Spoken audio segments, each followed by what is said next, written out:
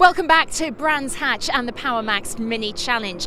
Now, before we get back to the racing, I thought it would be nice to introduce you to one of the new faces in the championship driving in the F56 class, and that is Dan Prosser. Dan, lovely to meet you.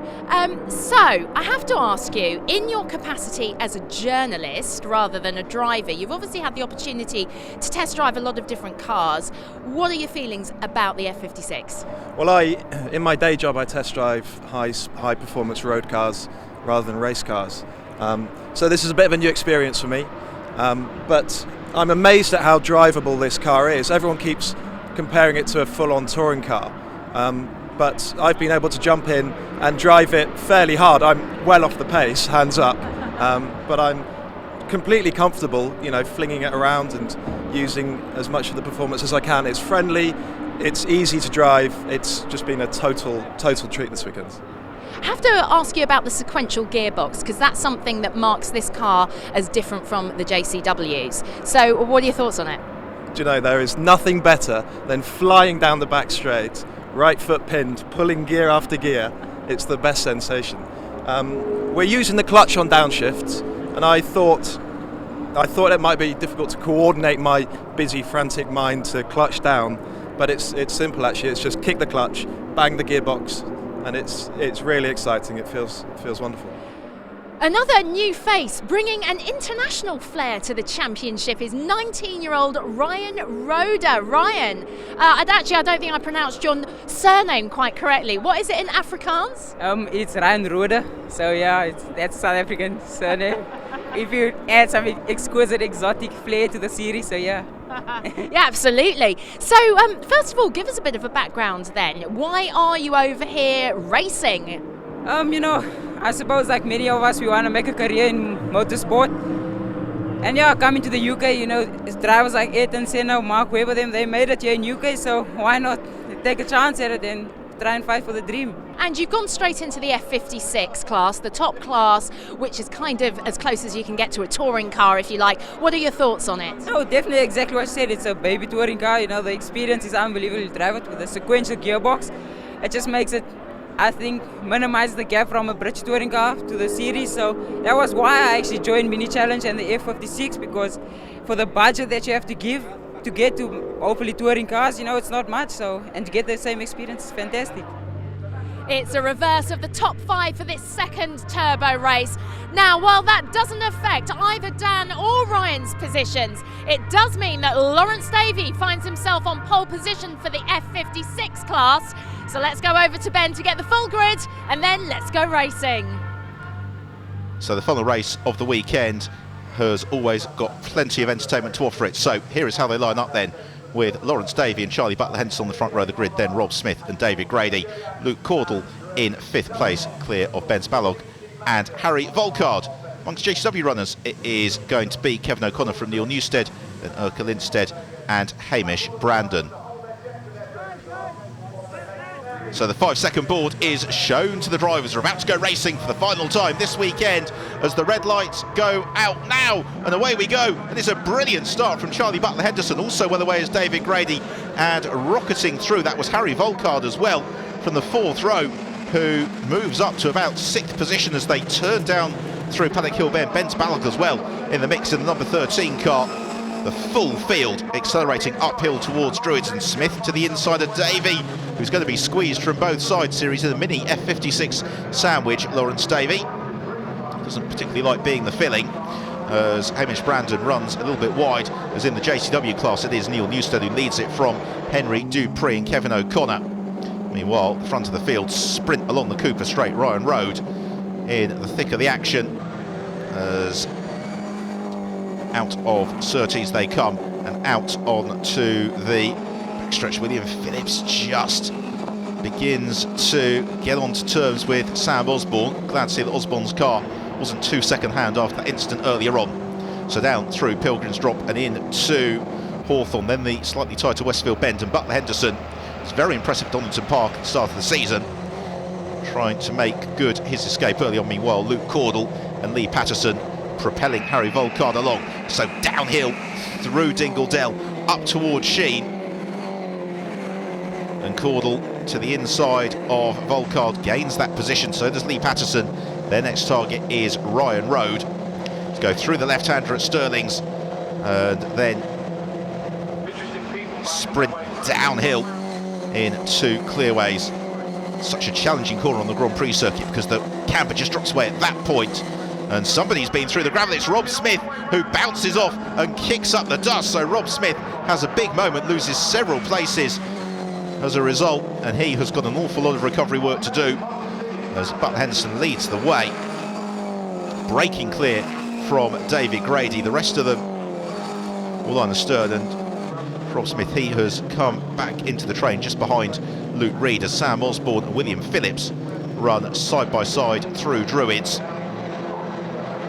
on towards Graham Hill Bend for the pair of them, both of them retirements.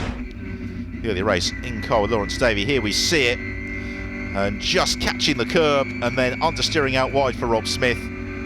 Tiny mistake, but it's cost him several places. Down through. There is Neil Newstead leading JCW from Henry Dupree, and then Hamish Brandon next along. As at the front of the field, David Grady just beginning to close back up onto the race leader Charlie Butler Henderson. In third place it's Lawrence Davey, and then fourth Ben Spallog. There's a big sideways moment from Sam Osborne. He gathers that up very nicely.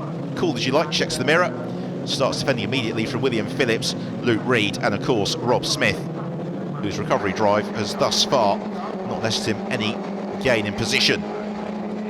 So around the outside for Luke Reed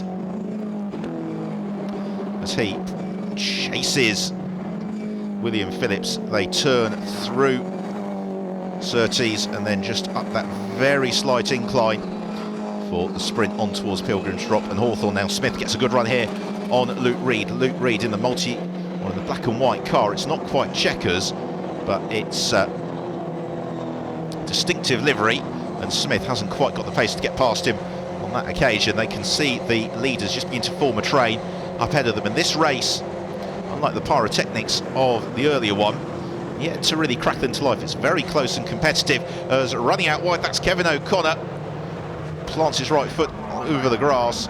Meanwhile, Ryan Road has found a way past Ben Spallog as Road gets on the brakes into Paddock Hill Bend. They're being chased down by Lee Patterson. And bouncing on the suspension, Ryan Road flips it all sideways. Phenomenal car control, really, to keep that out of the fence from Ryan Road.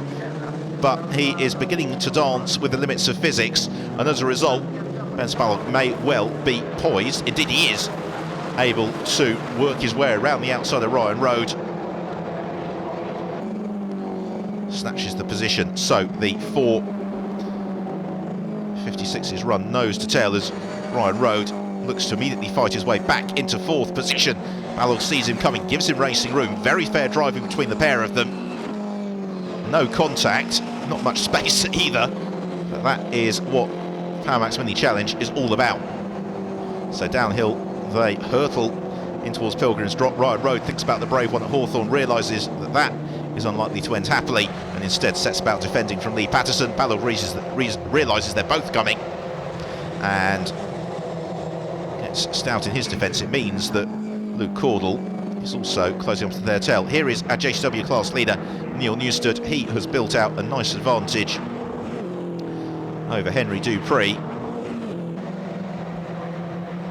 Newstead accelerating on to the Grand Prix loop, and this is looking reasonably comfortable for him.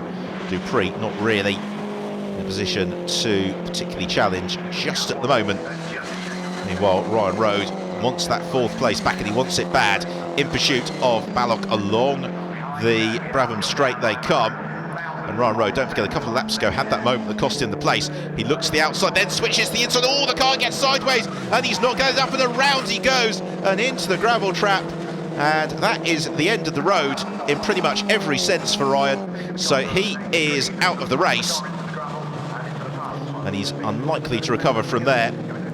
A great shame after a really feisty performance. Unfortunately, I don't think the car has sustained too much damage. This is in car with Road. Now what happened?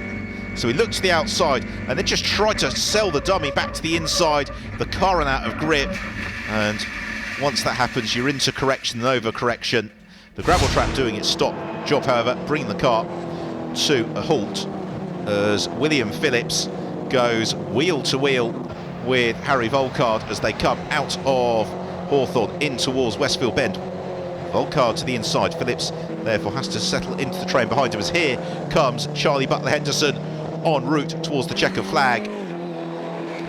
Phillips and Volkard continue their scrap, and William Phillips has to concede to Volkard as accelerating through. It's going to be victory for Charlie Butler Henderson. He wins the concluding race of the Mini Challenge race weekend on the Brands Hatch Grand Prix circuit. Chasing him home in second place is David Grady, and then it's going to be Ben Spalog who overhauls Luke Cordell and claims third position.